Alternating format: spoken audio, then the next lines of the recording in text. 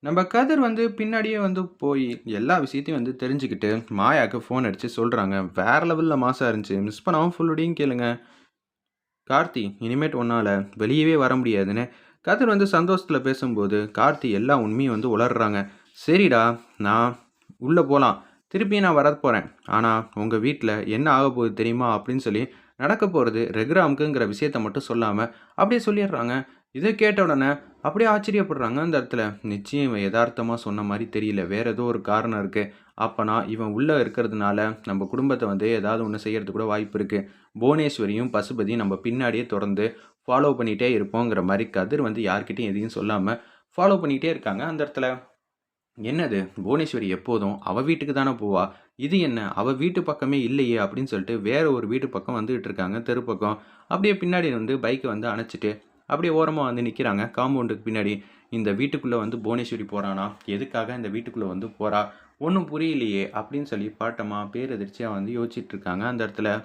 உள்ள போனோனே அந்த குருக்களோட பொண்ண பார்க்குறாங்க. ஏன்டா நீங்க நல்லபடியா இந்த பொண்ண பார்த்துக்கங்க. சரிங்களா? சரி மேடம். நாங்க இங்க தான் இருக்க போறோம். இங்க யார் வரப்போறா? அப்படியெல்லாம் அசால்ட்டாலாம் நெனச்சிடாதீங்க. கொஞ்ச நேரத்துக்கு நீங்க பத்திரமா பார்த்துக்கிட்டாலே போதும். ஏற்கனவே நம்ப ஆள அவன் மாட்டி விடலாமா, வேணாமான்னு யோசிச்சுக்கிட்டே இருக்கான். இந்த பொண்ணு மட்டும் வெளியில வந்தா, அப்புறம் அந்த ஆள புடிச்சுட்டாங்கன்னா, இதுக்கு பின்னாடி இருக்கிறது நம்ப தான்னு கண்டுபிடிச்சுருவாய்ங்க. அதனால அமைதியா இருக்கணும். சரியா? சரி மேடம். கவனமா இருக்கோங்கிற மாரி சொல்லிட்டு, கொஞ்ச நேரம் கழிச்சு தான் பசுபதியும், புவனேஸ்வரியும் அந்த வீட்ட விட்டு வெளியில வரலான்னு இருக்காங்க. நம்ம மாயாக்கு ஃபோன் அடிக்கிறாங்க. நம்ப கதிரு ஃபோன் அடிச்சு நடந்த விஷயத்தெல்லாம் கார்த்தி இது மாரி சொன்னாங்கிறத சொன்னோனே, அச்சச்சோ! நீ எதுக்கும் வீட்ல கவனமா இரு. நான் இங்க என்ன நடக்குது? புவனேஸ்வரி புது வீட்டுக்கு வந்திருக்கா. இங்க யார் இருக்கா? அப்படின்னு சொல்லி யோசிச்சுட்டு நான் வரேன். சரிடா, வித்தியாசமா யாராவது இருந்தாங்கன்னா, எனக்கு அவங்களோட ஃபோட்டோ எடுத்து அனுப்பிச்சு வை. நான் என்ன ஏதுன்னு பார்த்துக்கிறேன் அப்படின்னு சொல்லி யோசிச்சுட்டு, புவனேஸ்வரியும், பசுபதியும் சந்தோஷமா சிரிச்சுட்டு போறாங்க.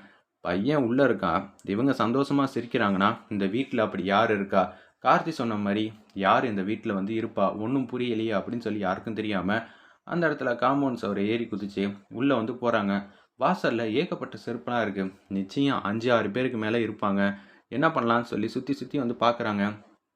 அப்பன்னு பார்த்து ஜன்னல் வழியா லைட்டா தொறக்குறாங்க. ஏன்னா, அந்த ரூம் பக்கம் ஒரு பேச்சு குரல் கேட்குதுன்னோனே, தொறந்து பார்த்த உடனே, அந்த பொண்ணு இருக்காங்க. குருக்களோட பொண்ணு இருக்கிறத பார்த்துர்றாங்க. எதுக்காக இந்த பொண்ண இங்க வச்சிருக்காங்க? இந்த பொண்ண இங்க வச்சிருக்கிறதுனால என்ன நடக்க போகுது? ஒண்ணும் புரியலையேங்கிற மாரி பாட்டத்தின் உச்சத்தில யோசிக்கிறாரு நம்ப கதிரு. உள்ள போய் காப்பாத்திறலாமா? எதுக்கும் மாயா கிட்ட இந்த ஒரு வார்த்தைய சொல்லிடுவோம்னு சொல்லிட்டு, அப்படியே யோசிக்கும்போது கரெக்ட்டா அவங்க உளர்றாங்க. புவனேஸ்வரி மேடம் கிட்ட பிரச்சனை பண்ணா, இங்க என்னெல்லாம் ஆகப் போகுதுன்னு கூடிய சீக்கிரம் எல்லாருக்கும் தெரிய போகுது.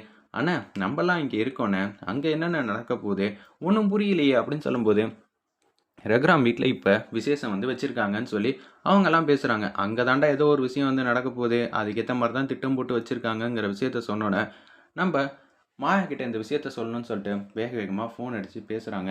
நம்ப கதிரு. என்னடா எதுவும் விஷயத்த கண்டுபிடிச்சியா? ஆமா. ஒரு விஷயத்த கண்டுபிடிச்சேன். நீயே யோசிச்சு பாரு அப்படின்னு சொல்லி, இங்க ஒரு பொண்ணு இருக்கா அந்த வீட்டுக்குள்ள. அதுவும் கட்டி போட்டு வச்சிருக்கா. யாருடா அந்த பொண்ணு? நான் இப்பயே அந்த ஃபோட்டோ அனுப்பிச்சு வைக்கிறேன் மாயா. நீ என்ன ஏதுன்னு பாரு. ஆனா எனக்கு நடக்கிறதெல்லாம் பார்த்தா சரி வரல. நான் வேணா உள்ள போயி காப்பாத்தியட்டா?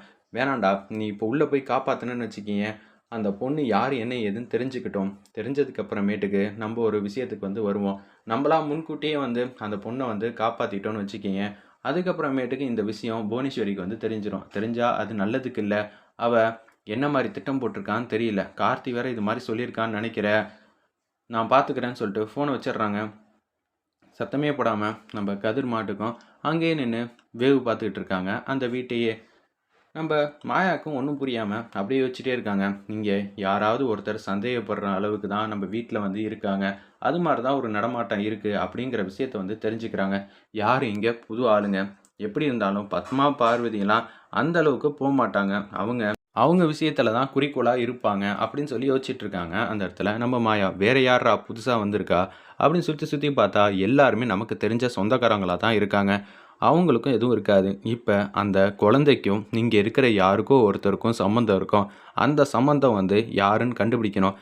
என்ன பண்ணலாம்? அப்படின்னு சொல்லி யோசிக்கும்போது, சீனு கேட்குறாங்க. "என்ன ஆச்சு?" அப்படின்னு சொல்லி சீனு கேட்ட உடனே, "எனக்கு ஒண்ணும் புரியல. எனக்கு கொஞ்சம் குழப்பமா இருக்கு." அப்படின்னு சொல்றாங்க. "சீனு, எனக்காக இத்தன நாளா நீ உதவி பண்ற. இருந்தாலும் பரவால்ல. நான் உனக்கு எப்போதும் ஆதரவா தான் இருப்பேன். எதுவா இருந்தாலும் சொல்லுன்னு சீனுவும் வந்து கெஞ்சுறாங்க. நம்ம மாயா கிட்ட. என்கிட்ட சொல்றதுனால உனக்கு பட்டமா இருக்காதுல்ல.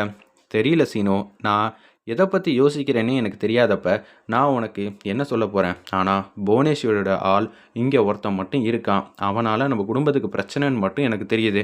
என்ன சொல்ற மாயா? இங்க இருக்கிற எல்லாரும் வந்து சொந்தக்காரங்க தான். அப்படி இருக்கும்போது புவனேஸ்வரியோட ஆள் இங்க இருக்காங்கன்னு உன்னால எப்படி கண்டுபிடிக்க முடியுது? வந்த இன்ஃபர்மேஷன் 100% உண்மையானது. அதுல சந்தேகம் இல்ல. ஆனா யாரு அந்த நபர் தான் எனக்கு தெரியல. சரி மாயா, நீ ஒரு பக்கம் தேடு. எனக்கு ஏதாவது ஒரு சந்தேகம் வர மாரி இருந்தா நான் ஒரு பக்கம் பார்க்குறேன்னு, சீனுவும் களத்துல வந்து இறங்குறாங்க. அப்பன்னு பார்த்து, "ஏம்மா இத்தன நேரம் நம்ப காத்துட்டு இருக்கிறதுக்கு, ஏதாவது ஒரு விஷயத்த வந்து மாசா வந்து யோசிக்க வேண்டியதானே?" "யோசிச்சு வச்சிருக்கேனே" அப்படின்னு சொல்லி அந்த குருக்களுக்கு வந்து ஃபோன் அடிக்கிறாங்க. உடனே வந்து ஃபோன் வந்திருக்குன்னு சொல்லி ஏந்திச்சு போனா, யாராவது பின் தொடர்ந்து பார்ப்பாங்க. நான் பாத்ரூம் போயிட்டு வந்துடுறேன்னு சொல்லிட்டு அவர் மாட்டுக்கு வந்து போறாங்க. இவன் அங்கேயா போறான்? இவன் இந்த குடும்பத்த வந்து பிரச்சனையாக்கணுன்னே வந்து சொல்லிக்கிட்டு இருக்கானே! என்கிட்ட வேற எல்லா உண்மையும் தெரிஞ்சிருந்தும், என்னால எதுவும் சொல்ல முடியாம இருக்கேன்னு பக்கத்துல இருக்கிற ஒருத்தர் வந்து யோசிச்சுட்டு இருக்காங்க. அங்க "உங்கள ஏமாத்திட்டு தானே வந்திருக்க?" "ஆமா மேடம். ஃபோன் வந்திருக்குன்னு சொல்லிட்டுலாம் வரல." அப்படின்னு சொல்லும்போது, "இப்போதைக்கு நம்ப பொறுமையாலாம் இருக்க வேணாம். நீ நல்லபடியா வந்து பூஜைய வந்து பண்ணிட்டே இரு. பண்ணிட்டு இருக்கிறப்போ வந்து புகை நெறையா வரட்டும். வந்த உடனே நீ வந்து மாஸ் பண்ணிடு. சரியா?" அப்படின்னு சொல்றாங்க. "சரி மேடம். நான் பண்ணிர்றேன். நீங்க எதுக்கும் கவலைப்படாதீங்க.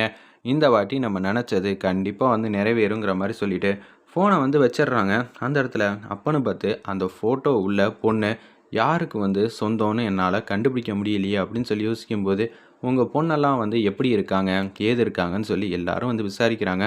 சுத்தி இருக்கிற எல்லாரும் உடனே எல்லார்கிட்டயும் வந்து கேட்டு தெரிஞ்சாச்சு. இப்ப யாருடா அந்த பொண்ணுன்னு சத்தியமா வந்து தெரியலையே அப்படின்னு சொல்லும்போது தான் நம்ம கதிருக்கும் வந்து கோவம் மேல கோவமா வருது. என்னடா இது இப்படி இருக்குன்னு சொல்லி மாயாட்ட வந்து ஃபோன் அடிச்சு கேட்குறாங்க. "ஏதாவது கண்டுபிடிச்சியா? சத்தியமா வந்து கண்டுபிடிக்க முடியல. நான் ஏதாவது பண்ணட்டா? கொஞ்சம் அமைதியா இருப்பா" அப்படின்னு சொல்லி அந்த இடத்துல அமைதியா இருக்காங்க. குருவரனோட உதவியோட நம்ப அவங்க எல்லாரையும் வந்து புடிச்சிருவோம். அதுக்கப்புறம் அந்த பொண்ணுகிட்ட விசாரிச்சா எல்லா உண்மையும் வாங்கிரலாங்கிற மாரி சூப்பரா வந்து யோசிச்சுட்டு இருக்காங்க. அப்பன்னு பார்த்து அந்த குருக்கள் வந்து உட்காந்தோன, ஆப்போசிட்ல நம்ம தனாவுக்கு வந்து சந்தேகம் வருது. என்னது இவரு கொஞ்சம் வித்தியாசமா வந்து உட்கார்ந்துருக்காரே! எதுக்காக இப்படி இப்படி உட்கார்ந்துட்டு இருக்காரு? அப்படின்னு சொல்லும்போது, பக்கத்துல இருக்கிற ஒரு ஆள் பார்க்குறாங்க. அவங்க பாட்டமா இருக்காங்க. இவங்க கொஞ்சம் வேற மாரி உட்கார்ந்துட்டு இருக்காங்க. சரி அவங்க பூஜையில உட்கார்ந்துட்டு இருக்காங்க. நம்ம வேலைய பார்ப்போம்ன்னு சொல்லிட்டு அப்படியே அந்த குருக்கள் மாட்டுக்கும் அப்படியே வந்து ஏந்திச்சு நிற்கிறாரு. நின்னோனே வந்து கரெக்ட்டா வந்து தனா வந்து பார்த்துடுறாங்க. தனா பார்த்த உடனே அத வந்து கையால வந்து புடிச்சிடுறாங்க. புடிச்ச உடனே இது எல்லாத்தையும் வந்து ஜானகி, மாயா வீட்ல இருக்கிற எல்லாரும் பார்த்த உடனே எதுவும் புரியல. அப்பன்னு பார்த்து நம்ம ரகுராம் வந்து அவங்கள எட்டி வந்து உதைக்கிறாங்க. தனா இங்க வந்திருக்கான்னு நெனச்சு கூட பார்க்கல அந்த இடத்துல. அப்பன்னு பார்த்து நம்ம தனா அப்பாங்கிற மாரி கத்திக்கிட்டே வந்து அந்த விஷயத்த வந்து புடிக்கிறாங்க. இதெல்லாம் பார்த்து தான் நம்ம ரகுராம் வந்து செமையா கோவப்பட்டு டிஷும் டிஷும்னு அவங்கள வந்து அடிக்கிறாங்க. உடனே மாயா வந்து வேக வேகமா வராங்க. தனாவ வந்து பார்க்குறாங்க. எக்ஸ்ட்ரானரியா இருந்துச்சுன்னே சொல்லலாம். வெயிட் பண்ணி பார்ப்போம்.